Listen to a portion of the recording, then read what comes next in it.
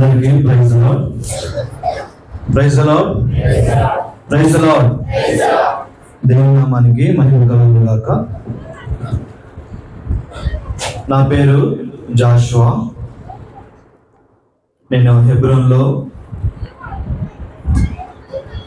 తర్ఫీదులో ఉంటూ ఉన్నాను. ముందుగా నా యొక్క సాక్ష్యము పంచుకోక మునుపు చిన్న ప్రార్థన చేసుకుంటాం. మోకరించగలిగిన వారు మోకరించి తలలో ఉంచి కళ్ళు మూసుకోవాల్సిందిగా మనం చేస్తున్నాం.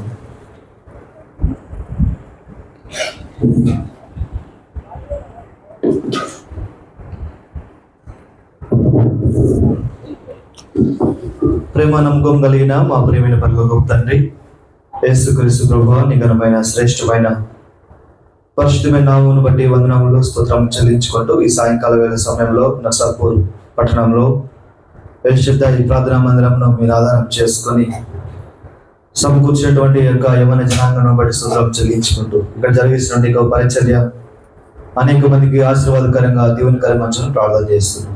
అలాగనే ఇక్కడ ప్రభావ వాక్య పరిచర్య జరిగించటకు ఎబ్రో నుంచి మీద నడిపిస్తూ వచ్చిన కృపను స్తోత్రం చెల్లిస్తున్నాం.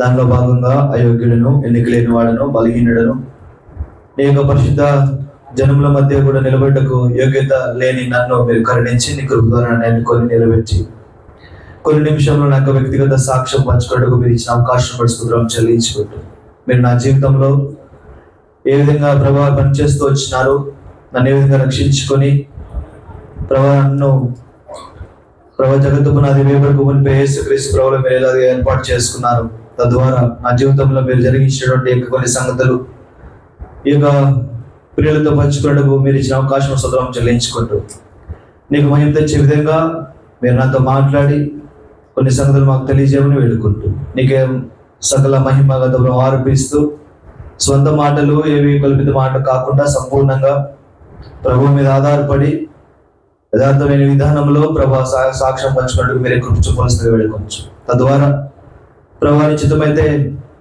కొద్దిమంది అయినా సరే ప్రోత్సాహం పొందినట్లుగా మీరే కృప చూపని సహాయం చేయండి. ఇంకా రావాల్సినటువంటి ప్రియులందరినీ సకాలంలో నీ సన్నిధిని నడిపించుకుని ప్రార్థన చేస్తూ వచ్చిన ప్రియులందరిని బట్టి స్తుతిస్తూ ఆరాధిస్తూ గడిపే సమయం ఆశీర్వాదకరంగా దీవెనకరంగా చేయమని వేడుకుంటూ యేసు ప్రభు ఘనమైన నామములో ప్రార్థించి స్తుతించి అడుగుచున్నాం తండ్రి, ఆమేన్.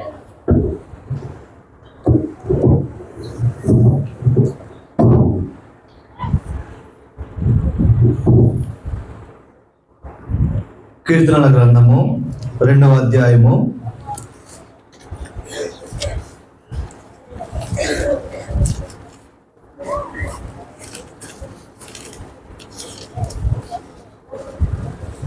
7వ వచనమును అందరం కలిసి చదువుకుంటాం. కీర్తనల గ్రంథము 2వ అధ్యాయము 7వ వచనమును అందరం కలిసి చదువుకుంటాం. కట్టడను నేను వివరించేదను, యెహోవా నాకు ఇలాగు సెలవిచ్చెను, నీవు నా కుమారుడవు, నేడు నిన్ను కని ఉన్నాను.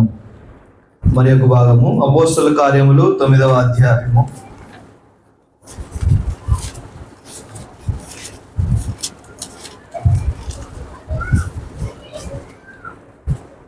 15వ వచనమును అందరం కలిసి చదువుకుంటాం.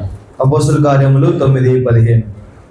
అందుకు ప్రభువు, నీవు వెళ్ళుము, అన్యజనుల ఎదుటను రాజుల ఎదుటను ఇశ్రాయేలీయుల ఎదుటను నా నామం భరించుటకు ఇతడు నేను ఏర్పరచుకొని నా సాధనమై ఉన్నాడు. ఇందాక చెప్పిన రీతిగా నా పేరు జాషువా. హెబ్రోన్లో నేను తర్ఫీదులో ఉంటూ ఉన్నాను. మా ప్రాంతము విజయవాడ దగ్గర ఉన్నటువంటి నందిగామ పట్టణము, నందిగామ దగ్గర ఒక రిమోట్ విలేజ్ ప్రాంతం నుంచి నేను వచ్చి ఉన్నాను. మా నాన్నగారు కూడా దేవుని దాసులు, దైవ సేవలో ఉన్నారు. నేను దైవ సేవకుల కుటుంబం నుంచే వచ్చిన వాడను, దైవ సేవకుల కుటుంబంలోనే జన్మించిన వాడను. చూసుకున్నట్లయితే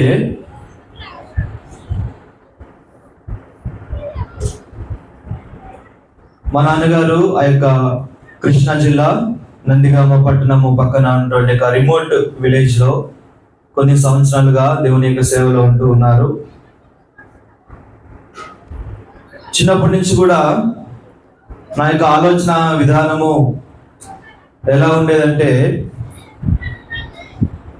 దేవుని యొక్క సేవ చేయాలనేటువంటి ఆలోచన నేను చదువుకున్న రోజుల్లో, ఊహ ఎదిగిన తర్వాత నా యొక్క 8th క్లాస్ 9th 10th అట్లా ఉన్న దినాల్లో దేవుని సేవ చేయాలనేటువంటి ఆశ ఉండేది. కానీ మేము పెరిగిన పరిస్థితులు, చిన్నప్పుడు మేము ఉన్నటువంటి పరిస్థితులు, మా చుట్టూ ఉన్న పరిస్థితులు, వీటన్నిటి చూసి సేవ విషయంలో ఒక నెగిటివ్ థాట్ ప్రాసెస్ ఉంటా ఉండేది. చాలా కష్టం రా బాబు, సేవ చేయడము చాలా కష్టమైన పని, సాధ్యమైనంత వరకు మంచి ఉన్నతమైన చదువులు, హై క్వాలిఫైడ్ స్టడీస్ కంప్లీట్ చేసుకొని మంచి జాబ్ చేస్తూ ఫినాన్షియల్గా వెల్ సెటిల్డ్గా ఉంటూ, ఆ ఫినాన్షియల్గా వెల్ సెటిల్గా ఉంటూ వచ్చినటువంటి యొక్క దేవుడు ఇచ్చేటువంటి ఏదైతే ఉందో ఆ రీతిగా దానిని దేవుని సేవలో వినియోగిస్తూ సేవ చేయాలటువంటి ఆలోచన దృక్పథంతో ఉండేటి వాడిని. అలా ఉంటూ నేను నా యొక్క ఎడ్యుకేషన్ కొనసాగిస్తూ వచ్చాను. దేవుని కృపను బట్టి నేను పీజీ వరకు చదువుకున్నాను.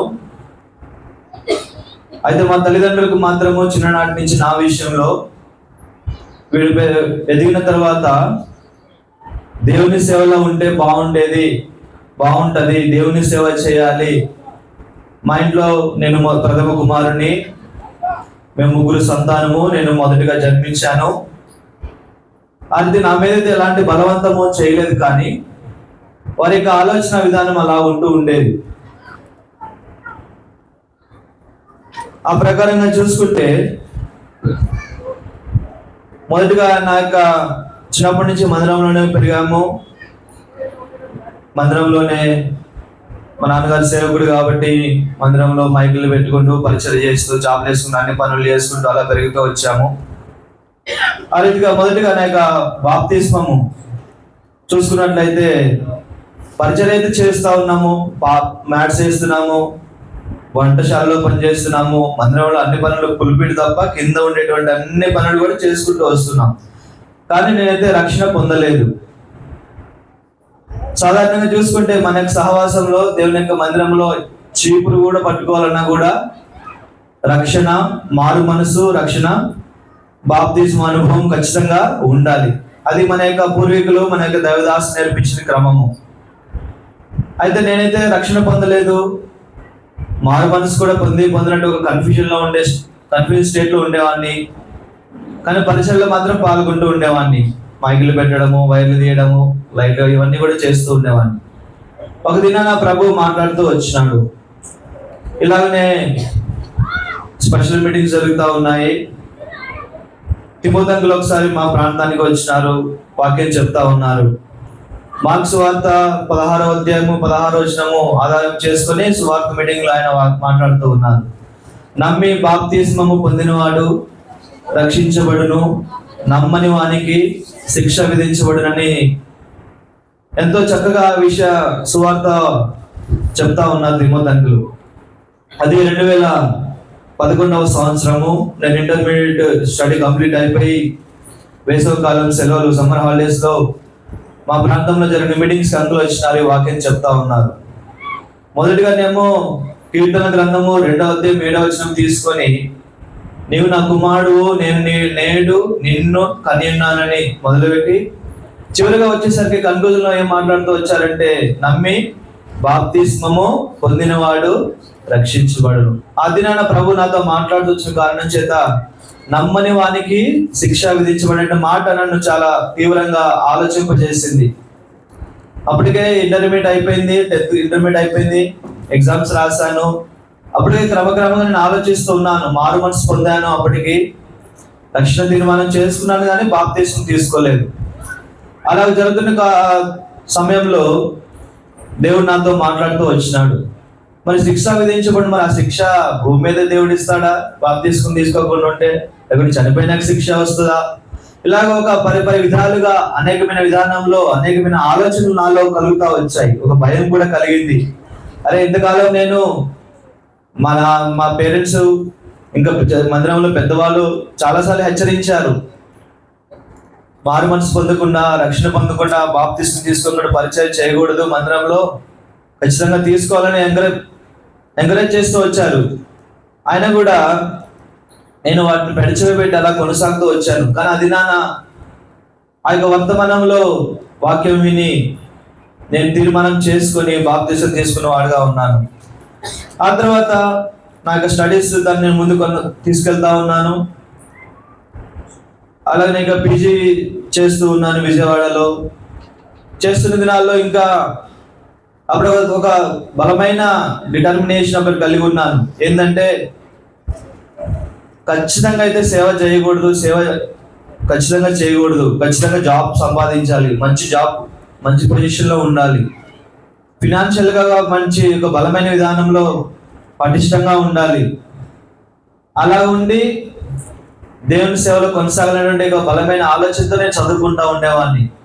సమయం ఎక్కడ వృధా చేయకుండా నాకు వచ్చిన అవకాశాలు వినియోగించుకుంటూ, కాలేజ్ చేసుకుంటూ, పార్ట్ టైం జాబ్ చేసుకుంటూ, టీచింగ్ చేస్తూ, హాస్పిటల్లో వర్క్ చేస్తూ ఇలాగూ.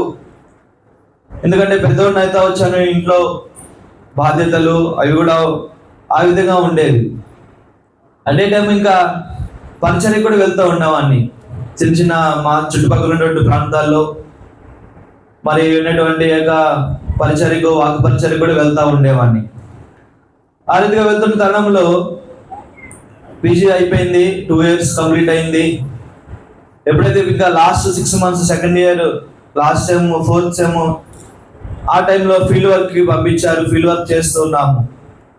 ఎప్పుడైతే ఫీల్డ్ వర్క్ స్టార్ట్ అయిందో మాకు ఇచ్చినటువంటి డిపార్ట్మెంట్ ఏంటంటే ఐసిడిఎస్ అంగన్వాడీ ప్రాజెక్ట్ సంబంధించి దాని విషయమే మీరు ఫీల్డ్ వర్క్ జరిగించాలని మాకు ప్రాజెక్ట్ అప్పగించారు. ఆ ప్రాజెక్ట్ అప్పగించి ఆ ఓడి రికార్డ్ సబ్మిట్ చేస్తే మేము క్వాలిఫై అయినట్టు. అది చేస్తున్న తరుణంలో ఇంకా స్లమ్ ఏరియాస్లో లేకుంటే ఇంకా వేరే వేరే విధానాల్లో మేము చేస్తున్న తరుణంలో అదొక సర్వీస్ మోటివ్లా ఉండేది. మా ఎక్స్పెన్సెస్ మేరే భరించుకోవాలి, ఊరూరు తిరగాలి, ఇంకా స్లమ్ ఏరియాస్లో పర్యటించాలి, విజిట్ చేయాలి. ఈ ఇన్ఫర్మేషన్ అంతా మేము రికార్డ్ చేసి మా కాలేజీలో సబ్మిట్ చేయాలి. ఈ విధానంలో ఉంటే బయట తిరిగినప్పుడు చాలా ప్రాంతాల్లో ఇంకా రక్షణ పొందిన వారు, మారు మనసు పొందిన వారు చాలా మంది కనబడుతూ ఉండేవాళ్ళు. ఇలాగా వారందరిని చూసి నా హృదయంలో, నా మనసులో ఒక ఆలోచన కలిగింది. అరే ఇంతమంది ఉన్నారు, మరి వీరి విషయమై నా బాధ్యత ఏమిటి? దేవుడు చెప్పాడు మీరు సర్వలోకంకి వెళ్ళి సర్వ సృష్టికి సువార్త ప్రకటించినని వాక్యంలో దేవుడు సెలవిచ్చాడు. అరే ఆ ప్రకారంగా మరి నేను ఏం చేస్తున్నాను? నా యొక్క స్వార్థం కోసం నేను ఉన్నాను కానీ, నా జాబ్ నేను దాని గురించి ఆలోచిస్తున్నాను కానీ దేవుని పని విషయం అంటే ఒక ఆలోచన నాకు సైడ్ బై సైడ్ కలుగుతూ వచ్చింది. ఆ రీతిగా ఆలోచన ఉంది కానీ నేను దాన్ని కార్యాచరణ దాన్ని ముందుకు తీసుకెళ్లేదు. ఎంతవరకు కూడా త్వరగా పీజీ కంప్లీట్ చేయాలి, జాబ్ సంపాదించాలి, ఇలా మోటివ్లోనే ముందుకు వెళ్తా ఉన్నాను. ఆ రీతిగా అలా అనుకుంటూనే నా పీజీ కంప్లీట్ అయింది, రికార్డ్ సబ్మిట్ చేశాను, మా గ్రాడ్యుయేషన్ అయిపోయింది, జాబ్ వచ్చింది. ఇలాగూ జాబ్లో కంటిన్యూ అవుతున్నాను కానీ ఇంకా జాబ్ ఇంకా జాయిన్ అవ్వగానే ఇంకా ఎక్కువైతే వచ్చింది. ఏంటి మరి ఎలాగంటే నాకు ఎవరో చెప్తున్నట్టు, ఎవరో మాట్లాడుతున్నట్టు ఒక ఆలాపన. అది నేను అనేక సార్లు రీచెక్ చేసుకుంటూ ఉన్నాను. ఏంటిది, ఎందుకు దేవుడు ఇలా నన్ను ప్రేరేపిస్తున్నాడు అని చెప్పేసి నేను అనేక మార్లు నన్ను రీచెక్ చేసుకుంటూ డైలీ పర్సన్ చదువుకుంటూ ఇలా ఉండేవాడిని. ఇలాగ నాకు దినాన ఒక ఆదివారం పరిచర్కి వెళ్తా ఉన్నాం. ఆ దినము టేబుల్ వర్తమానంలో నేను మాట్లాడుతూ ఉన్నాను. మరి 2వ సమూయేలు 2వ అధ్యాయము 2వ వచనంలో అనుకుంటా, మొదటి 2వ వచనంలో దావీదు అడుగుతాడు ఎక్కడికి పోవాలని అంటే దేవుడు మాట్లాడతాడు. మొదటిగా నా సేవ తీర్మానం ఎలా చేసుకున్నానంటే అదే 2018వ సంవత్సరము నవంబర్ మాసంలో నందిగం పట్టణంలో తిమోతి మళ్ళా స్పెషల్ మీటింగ్స్కి వచ్చారు. అసెంబ్లీ ఇలాగనే ఈవినింగ్ గాస్పుల్ మీటింగ్ జరుగుతూ ఉంది. ఇలాగ సేవ చేయాలని ఆలోచన కలిగి ఉన్నాను కానీ దాన్ని నేను తీర్మానం చేసుకోలేదు. ఆలోచన ఇంకా ఎవ్రీడే నేను జాబ్కి వెళ్తున్నాను, నా జాబ్ చేస్తున్నాను, ఇంకా ప్రాజెక్ట్ వర్క్ ఇవన్నీ చేస్తున్నాను. కానీ నా యొక్క ఆలోచన ధ్యాస అంతా కూడా ఆ దేవుడు నన్ను అనేక మార్లు కొన్ని వందల సార్లు నన్ను ప్రేరేపిస్తా ఉన్నాడు, నన్ను గుచ్చుతున్నాడు, నా హృదయంలో మాట్లాడుతున్నాడు. ఆలోపన నా స్వరం విన్నట్టు నాకు అనిపిస్తూ ఉండేది. ఏంటంటే దేవుని యొక్క సేవ చేయాలి, నీకు ఆ బాధ్యత ఉంది, నీకు ఆ బాధ్యత ఉందని చెప్పేసి దేవుడు మాట్లాడుతున్నాడు. అలాగ ఒక దినాన ఇలాగ మరి తిమోతి నందిగామ పట్టణానికి వచ్చినారు. అపోస్తుల కార్యములు 9వ అధ్యాయము 15వ వచనం తీసుకొని ఆ యొక్క మందిరంలో స్పెషల్ మీటింగ్స్ సండే ఈవినింగ్ అక్కడ ఉదయకాలము బల్ల స్టార్ట్ చేస్తారు. సాయంకాలం గాస్పెల్ వీడిగా మళ్ళీ మాట్లాడుతూ ఉన్నారు. ఏసారి ఏం మాట్లాడుతున్నారంటే దేవుని సేవ విషయమే అంకుల్ మెసేజ్ లో మాట్లాడుతూ ఉన్నాడు. దేవుడు నిన్ను సేవకు పిలిస్తే నువ్వు రాకుండా నువ్వు ఎందుకు నిన్ను ఆటంకం చేసుకుంటున్నావు, ఎందుకు నువ్వు విరమించుకుంటున్నావు, ఎందుకు రావడం లేదు, ఎందుకు దేవుని మాట వినడం లేదని చాలా మరి బలమైన విధానంలో గట్టిగా ఖండించిన విధానంలో అంకుల్ మెసేజ్ చెప్తా ఉన్నారు. అలాగా నాకు ఇంకా ఎక్కువ భయం కలిగింది. అంటే ఇప్పుడు నేను జాబ్ మానేసి సేవ చేయాలా? ఎందుకంటే చిన్నప్పుడు మా చిన్నతనంలో ఆ యొక్క రిమోట్ విలేజ్ లో ఎలా ఉండేదంటే మా గ్రామము ఆర్టీసీ బస్ ఎక్కాలంటే 2.5-3 కిలోమీటర్లు మేము ఊరి నుంచి బయటకు రావాలి. బయటకు వచ్చి 3 కిలోమీటర్లు నడిస్తే అప్పుడు మేము మా చిన్నతనంలో ఆ యొక్క ఆర్టీసీ బస్ క్యాచ్ చేయడానికి అంత రిమోట్ విలేజ్ లో మా నాన్నగారు పరిచయం చేస్తూ ఉన్నారు. ఆ దినాల్లో ఎలాంటి వెహికల్స్ లేవు. అలాంటి చాలా క్రిటికల్ మరి ఫినాన్షియల్ స్టేటస్ అలాంటి పరిస్థితులు కూడా మేము వచ్చాము. అవన్నీ చూసి నా మైండ్ లో చాలా బలంగా నిర్ణయించుకున్నాను సేవ చేద్దాం. కానీ దేవుడు ఇక్కడ చాలా క్వైట్ ఆపోజిట్ విధానంలో మాట్లాడుతూ ఉన్నాడు. ఇంకా మంచి సాలరీ ఇవన్నీ వదిలేసి నేను సేవకు వస్తే ఏంటి పరిస్థితి, నా ఫినాన్షియల్ పరిస్థితి ఏంటి, నేను ఎలా సర్వైవ్ అవ్వాలి, ఎలా ముందుకెళ్ళాలి, ఇంకా అనేకమైన ఆలోచన విధానాలు అలా ఉండేది. ఆ దినాన ఇలాగనే నాకు అంకుల్ మెసేజ్ చెప్పినాడు, ఆల్టర్ కాల్ ఇచ్చినాడు. ఆల్టర్ కాల్ ఇచ్చి నువ్వు దేవుడి యొక్క మాట వినుకుంటే శాపగ్రస్తులు అవుతావు, దేవుని యొక్క ఆశీర్వాదాలు కోల్పోతావు, నీ ద్వారా అనేక మంది ఆశీర్వాదాలు కోల్పోతారని చాలా ఖండితంగా అంకుల్ మాట్లాడుతూ ఉన్నారు. అలా మాట్లాడుతూ ఉన్నాను, నేను వింటూ ఉన్నాను. ఆల్టర్ కాల్లో ఎప్పుడు చేయలేకపోయినా తెలియదు. సేవ తీర్మానం కొరకు నేను చేయలేకపోయిన సంగతి కూడా నాకు తెలియని విధానంలో చేయలేపితే నేను చేయలేకపోయినా మా డాడీ గమనించి నన్ను అడుగుతా వచ్చినాడు, ఎందుకు చేయలేకపోయినావు ఏంటి అని చెప్పేసి ఆల్టర్ కాల్లో అడిగితే అప్పుడు అర్థం చేసుకున్నాను, నేను దేవుని యొక్క సేవ కొరకే తీర్మానం చేసుకున్నాక వెంటనే తిమోతి అంకుల్కి చెప్పడం జరిగింది. అంకుల్ వెంటనే సంతోషించి ప్రార్థన చేసినాడు. కానీ ఆ సేవ చేయాలని తీర్మానం చేసుకున్నాను. ఎక్కడ ప్రారంభించాలి, ఎలా ప్రారంభించాలి, ఏ విధానంలో వెళ్ళాలి, ఇలాగైనా ఆలోచనలో నేను వెళ్తా ఉన్నాను. ఒక కన్ఫ్యూజన్ స్టేట్ లో నేను ఉన్నాను అని పరిచయం చేస్తూ ఉన్నాను, మందిరంలో ఉంటూ ఉన్నాను, ఇంకా వేరే స్థలాలు వెళ్తూ ఉన్నాను, వాక్యం ప్రకటిస్తున్నాను, సువార్తలకు వెళ్తున్నాను, అన్నింటిలో పాల్గొంటున్నాను. కానీ నా దేవుడిచ్చినటువంటి సేవా తీర్మానాన్ని ఎలాగో నేను ముందుకు తీసుకెళ్ళని విధానంలో క్లారిటీ లేదు. అలాగూ 2 years గడిచిపోయింది, కోవిడ్ వచ్చేసింది. అయితే ఆ ఒక 1 year అయిపోయింది. సేవా తీర్మానం చేసుకున్న 1 yearకి ఏమవుతా వచ్చిందంటే దేవుడు మరలా మాట్లాడుతూ ఉన్నాడు. అదే ఒక దినాన్ని ఇక్కడ ఒక స్థలంలో నేను వాక్యం చెప్తూ నీకు సహవాసం హెబ్రోన్ అనే మాట తీసుకొని సహవాసం ఎవరితో సహవాసం చేస్తున్నావు, ఎక్కడ ఉండి సహవాసం చేస్తున్నాడు అని మాట్లాడుతూ ఉంటే నేను వాక్యం చెప్తా ఉంటే అదే వాక్యం దేవుడు నాతో మాట్లాడుతూ ఉన్నాడు. నీకు సేవా తీర్మానం చేసుకున్నావు, నీకు తర్ఫీదు అవసరము. అయితే ఒక ఆలోచన ఏంటంటే నేను ఏమనుకున్నానంటే ఒక గర్వం కావచ్చు, ఒక అతిశయం కావచ్చు, ఒక ఓవర్ కాన్ఫిడెన్స్ కావచ్చు. ఏంటంటే చిన్నప్పటి నుంచి మందిరంలో పెరిగాను, దేవుని సేవకుల కుటుంబంలో జన్మించాను, మందిరంలో పెరిగాను, పరిచయలు ఉన్నాను కాబట్టి నాకు సేవ తర్ఫీదు అవసరం లేదులే, ఇలాగనే కంటిన్యూ వచ్చినట్టు ఒక ఓవర్ కాన్ఫిడెన్స్ విధానంలో ఇలాగ వెళ్ళిపోతూ ఉన్నాను. అయితే దేవుడు ఆ రోజు మాట్లాడుతూ వచ్చినాడు, నీ సహవాసం ఎక్కడుంది, ఎవరితో సహవాసం చేస్తున్నావు, ఎక్కడ సహవాసం చేస్తున్నావు, ఏ ప్రాంతానికి ఎక్కడ ఉండాలి, నువ్వు ఏం చేయాలని ఒక క్లారిటీగా దేవుడు మాట్లాడుతూ వచ్చినాడు. నేను వాక్యం బోధిస్తున్నాను, అదే వాక్యం దేవుడు నాతో మాట్లాడుతూ వచ్చినాడు. అప్పుడు మాట్లాడుతూ వచ్చిన తర్వాత అలాగూ కొన్ని దినాలు గడిచిపోయినాయి. అలా కోవిడ్ వచ్చేసింది. కోవిడ్ వచ్చి నేను ఇంకా హెబ్రోన్కి వెళ్ళాలని తీర్మానం అయితే చేసుకున్నాను. కానీ ఇంకా మా యొక్క మందిరంలో కన్స్ట్రక్షన్ జరగడం వల్ల అలాగా డిలే చేస్తూ వచ్చాను. ఈలోపు కోవిడ్ వచ్చేసింది. కోవిడ్ రావడం వల్ల చాలా దినాలు ఇంకా ఏం జరిగిందో మీకు అందరికీ తెలుసు. అలాగా అయిన తర్వాత ఇంకా ఎలాగా దేవుడు నన్ను ఒత్తిడి చేసి ప్రెజర్ చేశాడంటే నేను మా యొక్క పేరెంట్స్తో లేకుంటే మా యొక్క అంకుల్తో అక్కడ నేను ఉండేవాడిని, పరిచయలో ఉండేవాడిని. మరి ఆ స్థలంలో నువ్వు ఉండొద్దు, త్వరగా నువ్వు హెబ్రోన్కి వెళ్ళాలని ఎలాగ అర్థం చేసుకున్నాను. ఏంటంటే ఆ అభిప్రాయ భేదాలు పరిచర్య చేస్తున్నాము, వాక్యం ప్రకటిస్తున్నాము, స్వార్థ చేస్తున్నాము, ఇలాగ ఇదే చేస్తున్నాం. కానీ అభిప్రాయ భేదాలు కలిగేవి నాకు, మా బాబాయ్కి, మా పేరెంట్స్కి. ఇంకా చాలా అసమాధానం ఉండేది. ఎంతగా ఉండేదంటే నేను స్థలం కరెక్ట్ అయినా నేను ఇంకా నుండి ఆలస్యం చేస్తున్నాను, సమయం వృధా చేస్తున్నానని దేవుడు నాతో మాట్లాడుతూ వస్తూ ఉన్నాడు. ఆ రీతిగా ఒక దినాన మా ఇంట్లో నేను చెప్పాను, నేను హెబ్రోన్కి వెళ్తాను, దేవుడు నాతో మాట్లాడుతున్నాడు, నేను హెబ్రోన్ వెళ్ళి తర్ఫీదు తీసుకుంటానని మా నాన్నగారు చెప్పినప్పుడు మా నాన్నగారు నమ్మలేదు. వీడు ఇంత త్వరగా ఎందుకు చెప్తున్నాడు, మరి ఇది నిజమేనా కాదా అని మా అమ్మ మా నాన్నగారు వారు ప్రార్థన చేసి ఒక 6 దినాలు, ఆల్మోస్ట్ 8 రోజులు వారు ప్రార్థనలో ఉండి కనిపెట్టి వారు సమ్మతించి నా గురించి హెబ్రోన్కి వెళ్ళాలని వారు అంగీకరించారు. మరలా అక్కడ ఒక ఫిల్టర్ అయిపోయింది. మరలా ఆ విషయం వచ్చి తిమోతి అంకుల్కి చెప్పడం జరిగింది.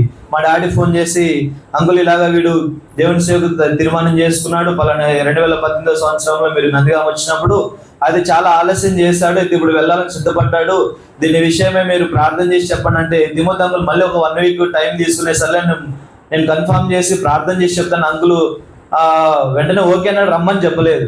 అలాగూ ఆ దినం మంగళవారం మా డాడీ అంకుల్తో మాట్లాడడం జరిగింది. తిరిగి 1 వీక్ అయిన తర్వాత అంకుల్ మరలా ఫోన్ చేసి, అలాంటి మంగళవారం మీరు హెబ్రోన్కి రండి, హెబ్రోన్కి వస్తే పెద్దలు ఉంటారు, మనం మాట్లాడి చేద్దామని చెప్పేసి అలాగనే నేను హెబ్రోన్కి రావడం జరిగింది. వచ్చిన తర్వాత ఇంకా మనకి ఇక్కడ హెబ్రోన్లో ఇక ఎలా తీసుకుంటారు ఏంటి అనేది మనకు ఒక అవగాహన, అందుకని చిన్నప్పటి నుంచి హెబ్రోన్కి వస్తాం కాబట్టి నేను అలాగ సిద్ధపడి రావడం జరిగింది. నా టెస్ట్ మనీ అంతా ఒక వైట్ పేపర్ మీద రాసుకొని నా బాప్తిసం వాగ్దానము, నా రక్షణ వాగ్దానము, సేవా వాగ్దానము ఇవన్నీ కూడా నేను తీసుకొని ఆ లెటర్ రాసుకొని హెబ్రోన్కి వస్తే అంకులు వాళ్ళు, కురేన్ అంకులు, ఇంకా తిమోతి అంకులు, పీటర్ అన్న, డేవిడ్ అన్న, ఇంకా పెద్దవాళ్ళు బెన్రాజ్ అంకులు, ఇంకా అందరూ ఉన్నారనమాట. అందరూ ఒక 8 మంది 9 మంది ఉన్నారు ఆ రూమ్ లో.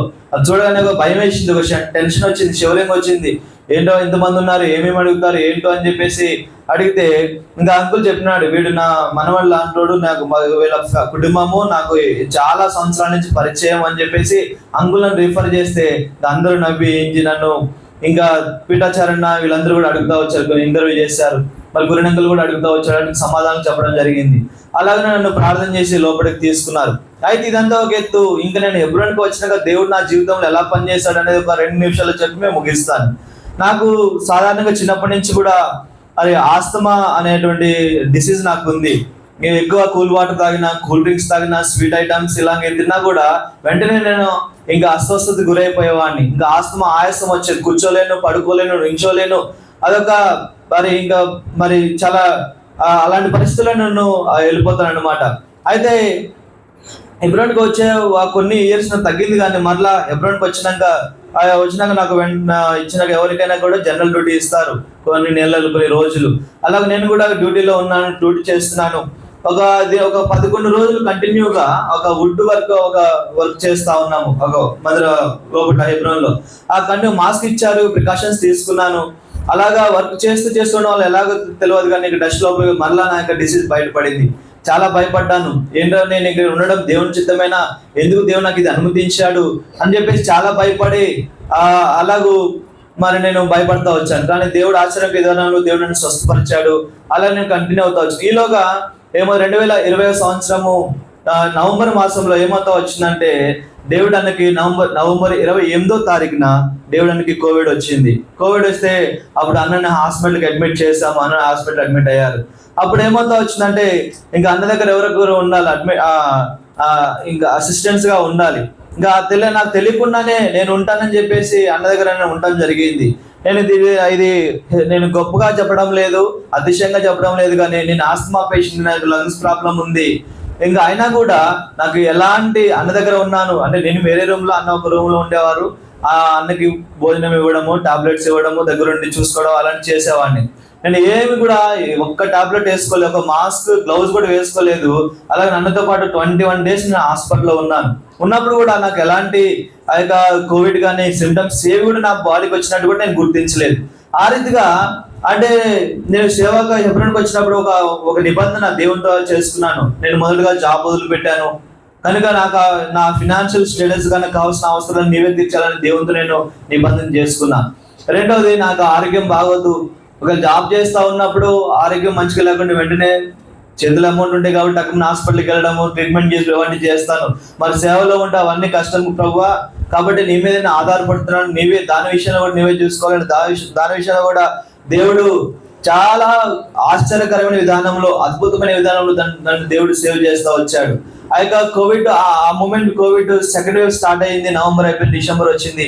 ఆ సమయంలో కూడా దేవుడు నన్ను అద్భుతమైన విధానంలో వాడుకుంటూ వచ్చాడు. ఎందుకంటే నాకు మెడికల్ బ్యాక్గ్రౌండ్, మెడికల్ ఫీల్డ్ లో కూడా వర్క్ చేశాను కాబట్టి అన్నని నేను చూసుకున్నాను. అన్న తర్వాత అయిపోయింది. 2021 సంవత్సరంలో ఫిబ్రవరి 13వ తారీఖున కురిన్ అంకుల్ కి కోవిడ్ రావడం జరిగింది.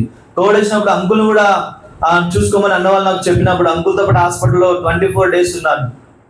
అప్పుడు కూడా ఈసారి అయితే అంకుల్ రూమ్ లో నేను పడుకున్నా. అంకుల్ బెడ్ మీద ఉండేవాళ్ళు, గోడ పక్కకి వెళ్ళి చిన్న టేబుల్ వేస్తారు కదా, అక్కడ ఉండే వాళ్ళకి ఆ టేబుల్ మీద నేను ఉండేవాడిని. అలా 24 days నేను అంకుల్తో స్పెండ్ చేశాను. అయినా కూడా అప్పుడు కూడా నాకు కోవిడ్ రాకుండా దేవుడు కాపాడుతూ వచ్చాడు. ఇదంతా ఏంటంటే దేవుని యొక్క పనిని నేను చేస్తున్నాను, దేవుని యొక్క కొరకు నేను నిలబడ్డాను, దేవుని పరిచర్య కొరకు నేను ఉన్నాను కాబట్టి దేవుడు నా పని చేస్తున్నాడు, దేవుడు నా పక్షాన్ని కార్యం చేస్తున్నాడు నేను తలస్తూ వచ్చాను. ఆ ప్రకారంగా నేను ఎప్పుడైతే నా యొక్క జాబ్ ఇవన్నీ కూడా వదిలిపెట్టి దేవుని కోసం నిలబడ్డానో దేవుడు నా కోసం నిలబడుతూ వచ్చాడు. నన్ను అనేక సందర్భాలను కాపాడుతూ వచ్చాడు. ఇంకా ఆ రీతిగా ఎన్నో మార్లు కూడా నా యొక్క హెల్త్ విషయంలో కావచ్చు, ఆ యొక్క కోవిడ్ టైంలో ఇంకా చాలా లోపల ఉన్న ఆంటీ వాళ్ళకి అందరికీ కూడా నేను ఆల్మోస్ట్ అందరికీ కూడా ఎన్నో ఫ్యూనరల్స్ దేవుడు అన్నతో కలిసి చాలా ఆ కోవిడ్ ఫస్ట్ సెకండ్ వేవ్ లో అయితే 20 ఫ్యూనరల్స్ మేము పార్టిసిపేట్ చేసాము. వనస్థలపురము ఇంకా ప్లేస్ సరిపోలేదు. ఎక్కడంటే ఇక్కడ దొండిగల్ దగ్గర కూడా మేము అక్కడ ఫ్యూనరల్ హెబ్రోన్ సర్లాంటి చనిపోతే తీసుకొని అక్కడ గాంధీ హాస్పిటల్ అడ్మిట్ చేసి నైట్ 12 గంటలకి చేశాను. ఆ అడ్మిషన్ కూడా చాలా కష్టంగా దొరికింది. చాలా రికమెండేషన్ చేస్తే morning aunty already cancer patient, aunty Covid symptoms వచ్చినా కూడా 4-5 రోజులు ఎవరికి చెప్పలేదు. ఆమె దాచిపెట్టుకొని ఇంకా ఎప్పుడైతే బయటపడిందో అప్పుడు మేము తెలుసుకుని నైట్ అర్ధరాత్రి 12కి హాస్పిటల్ అడ్మిట్ చేశాము. మార్నింగ్ 9:30 చనిపోయింది. వాళ్ళు మాకు ఇన్ఫార్మ్ చేశారు. మేము ఇక్కడ హెబ్రోన్ అన్న వాళ్ళు అందరం మాట్లాడుకొని గాంధీకి వెళ్ళే 1 hour పట్టింది మాకు ఆ యొక్క అన్ని ఫార్మాలిటీస్ అని కంప్లీట్ చేసి. ఆ 1 hour లో బాడీ ఎక్కడికి వెళ్ళిపోయిందంటే ఆ ఆంటీ బాడీ మీద 30 bodies ఉన్నాయి సలాంటి మీద. దాన్ని తీసుకొని మేము అన్న వాళ్ళు డేవిడ్ అన్న, ఓబేద్ అన్న, మేము ఇన్మేట్స్ కొంతమంది తీసుకొచ్చి ఇక్కడ దొండిగల్ దగ్గర మేము ఫ్యూనరల్ చేయడం జరిగింది. ఇలాగ నా ఎన్నో సందర్భాల్లో దేవుడు నా పక్షానికి కార్యం చేస్తా ఉన్నాడు. కనుక ఇక్కడ నా ప్రవిచ్చే తలంపు ఏంటంటే దేవుని యొక్క సేవ వరకు నమ్మకంగా నిలబడితే, దేవుని కోసం నిలబడి దేవుడు ఖచ్చితంగా దేవుడు ఏం చేస్తాడంటే మన పక్షానికి కార్యం చేస్తాడు. దానికి రుజువు ఏంటంటే నేను నా యొక్క ఆరోగ్యం నిలబడి మాట్లాడుతున్నానంటే అదే రుజువు అని నేను ప్రభు నామాన్ని మనవి చేస్తున్నాను. ఇలాగ 2020 సంవత్సరం అక్టోబర్ మాసంలో నేను 11వ తారీఖున హెబ్రోన్కి తరఫీదుకు రావడం జరిగింది. అప్పటి నుంచి ఈ దినం వరకు కూడా దేవుడు అనేక సందర్భాలు అనేక సమయాల్లో దేవుడు నన్ను కాపాడుతూ వచ్చాడు. తన విధానంలో దేవుడు తన యొక్క పరిచరణను కొనసాగిస్తూ వచ్చాడు. ఆ రీతిగా ఇంకా రానున్న దినాల్లో కూడా దేవుని యొక్క సేవలో నమ్మకంగా యథార్థంగా దేవుని యొక్క సేవలో పనిచేసేందుకు మీరు నా గురించి, నా కుటుంబం గురించి, నా సేవ గురించి ప్రార్థన చేయవలసిందిగా మీ అందరికీ మనవి చేసిన అందరికీ thank you. Praise the lord. Thank you very much for that wonderful testimony.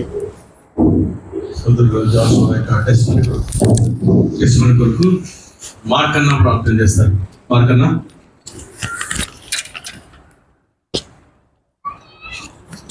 Mark అన్న దయచేసి టెస్టిమనీ కొరకు ఇప్పుడు దేవుడు అన్న ఇచ్చే మెసేజ్ కొరకు కూడా ప్రార్థన చేయండి.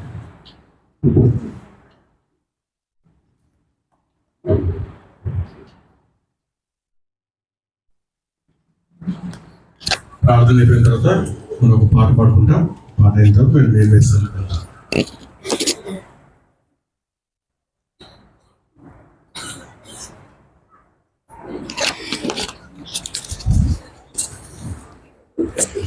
చేసుకుంటా. ప్రేమ కలిగిన మా ప్రియ పరలోకపు తండ్రి, మహిమయు ప్రభావములు కలిగిన మా దేవ, జీవాధిపతి మీకు స్తోత్రములు, వందనములు, కృతజ్ఞతాస్తుతులు చెల్లిస్తున్నా. మీరెంతైనా నమ్మదైన దేవుడు. చివరి దినాలలో ప్రభు మా యవన బిడ్డల నిమిత్తమై ఈ నాత్ జోన్ పరిచర్య వెనుక ప్రార్థిస్తున్న బిడ్డలు, ప్రయాసపడుతున్న బిడ్డలు, సమర్పించుకునే బిడ్డలు, ఆయా పరిచర్యను మీరు కొనసాగింపజేస్తూ ప్రభు ఈ నాత్ జోన్ పట్టణ ప్రాంతంలో ఉన్న యవన బిడ్డలందరినీ పురుకొల్పుతూ ప్రోత్సాహపరుస్తూ ఇంతవరకు మీరు నడిపిస్తున్న దేవుడు నందుకు మీకు వందనాలు. ఈ నర్సాపూర్ దేవశ్రమాలు మీ దాస్తులను సంఘమును ప్రేమించి ప్రభువా మీరు ఏర్పాటు చేయబడిన శుభ గడియను బట్టి మీకు వందనాలు. గడిచిన సంవత్సరములన్నీ మీరు కాపాడుతూ వచ్చినందుకు స్తుతిస్తున్నాం. మీ దాసుడు జాషువాను బట్టి మీకు వందనాలు. ఏ రీతిగా మీరు ప్రేమించారు, ఏ రీతిగా మీరు పిలుచుకున్నారు, ఏ రీతిగా మీ దాసుని పక్షాన మీరు ఉండి సేవలో ముందుకు నడిపిస్తున్నారు, మీరు తెలియజేసిన మీ అమూల్యమైన మాటలను బట్టి మీకు వందనాలు. మీ దాసుని సేవ పరిచర్యను ప్రభువా మీరు దీవించి ఆశీర్వదించి బలపరిచాడు. హెబ్రోన్ నుంచి మా ప్రియ దాసుడు డేవిడ్ అన్నను మా మధ్యకి తీసుకొచ్చినందుకు మీకు వందనాలు. ప్రభువా మీ అపారమైన ప్రేమతో మా తండ్రి మీ దాసుని ఈ ప్రస్తుత దినాలలో హెబ్రోన్లో మీరు బలమైన పాత్రగా, అర్హమైన పాత్రగా, అవసరమైన రీతిలో మీరు వాడుకోవటానికి మీరు ఇష్టపడినందుకై మిమ్మలను స్తుతిస్తూ ఆరాధిస్తూ గణపరుస్తున్నా. చివరి దినాల్లో యవనస్తుల మధ్య మీ దాసును మీరు పిలుచుకొచ్చి మీరు బలిపీఠం మీద నిలబెట్టుకొని చూడగా మీ ఆత్మతో అభిషేకించి కొలత లేని పరిమాణముతో మీ దాసును మీరు వాడుకుంటూ రమ్మని ప్రార్థన చేస్తున్నాం. మీ దాసు నోట విడుదల చేసే ప్రతి మాట ప్రభువా యవన బిడ్డలలో రక్షణ కార్యాన్ని జరిగించాయి. మీ ఆత్మ నింపుదల దయచే ప్రజలకు, సంఘానికి, కూడి వచ్చిన మీ బిడ్డలందరికీ ఆత్మీయమైన క్షేమము కలుగునట్లు సహాయము చేయమని వేడుకొనుసు. సహాయం చేసే దేవుడు మా మధ్యలో ఉన్నారు. అందరూ బట్టి మీకు వందనములు చెల్లిస్తూ మీ దయగలిగిన హస్తాలకు అప్పగిస్తూ యేసు క్రీస్తు ఘనమైన నామములో స్తుతించి ప్రార్థించి అతి వినయముగా బ్రతిమలాడి వేడుకొనుచున్నాము తండ్రి. ఆమేన్. లేచిన కూడా పాట పాడుకుంటాం. ఈ పాట పాడే సమయంలో ఒకవేళ ఎవరికైనా అవసరమైనట్లయితే నేర్చుకోవాలి. సిస్టర్స్ ఈ బ్యాక్ రోడ్డు రీచ్కి వెళ్తే ఇక్కడ వాష్రూమ్స్ ఉంటాయి. సిస్టర్స్ ఇది వాష్రూమ్స్ వాడుకోండి. బ్రదర్స్ అందుగా మీరు గ్రౌండ్లో మీరు వెళ్ళొచ్చు. అవసరమైతే తప్ప మీరు వెళ్ళొద్దు. మనం హాఫ్ అన్ అవర్లో మనం కూర్చుంటాం. వెళ్ళిపోతాం. పాట పాడతాం.